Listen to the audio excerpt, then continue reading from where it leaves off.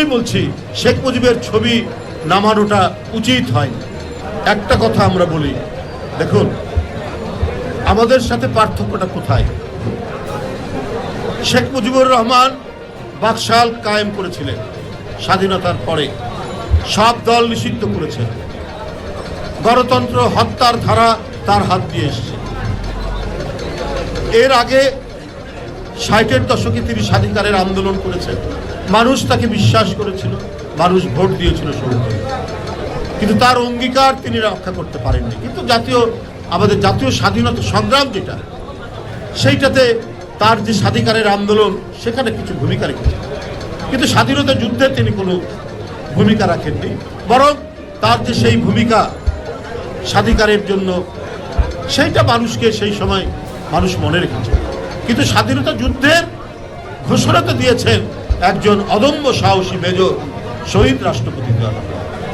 তারপর থেকে দেশ স্বাধীন হলো, আওয়ামী লীগ ক্ষমতায় আসলো, আমরা দেখেছি তাদের হাত দিয়ে হত্যা, গুম, খুন, আমরা দেখেছি রক্ষী বাহিনীর অত্যাচার, এগুলো সবই আছে। ৭৫-এর ১৫ই আগস্ট ঘটল, খন্দকার মোস্তাক বঙ্গভবন থেকে শেখ মুজিবের ছবি নামিয়ে দিয়েছে। জিয়াউর রহমান ৭ই নভেম্বরে সিপাহ জনতার ঐতিহাসিক বিপ্লবের মাধ্যমে রাষ্ট্র ক্ষমতার পাদপ্রদীপের আলোয় তিনি উদ্ভাসিত হলেন।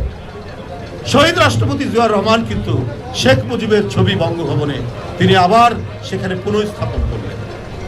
আমার আজকে যারা এই অন্তর্বর্তীকালীন সরকারে আছেন, আমি একটা সংবাদ পড়েছি, সেইটা পড়েই বলছি যে এটা সরকারের একজন উপদেষ্টা মাহফুজ সাহেব জানিয়েছেন যে বঙ্গভবন থেকে শেখ মুজিবের ছবি নামানো হয়েছে। দেখুন, এটা করেছেন ঠিক আছে, কিন্তু সময় তো সবসময় একরকম যায় না। যার যতটুকু ইতিহাসে অবস্থান আছে সেটা থাক। আপনারা স্বাধীনতার পরে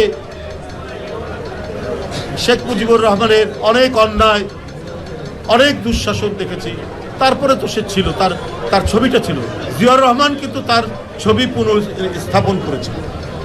আমি মনে করি তার ছবিটা নামিয়ে ফেলাটা উচিত হয়নি। খন্দকার মোস্তাক নামিয়েছিলেন, জিয়াউর রহমান তুলেছিলেন। ইতিহাস আপনার নির্ধারণ করবে, বিচার করবে। হ্যাঁ, আপনার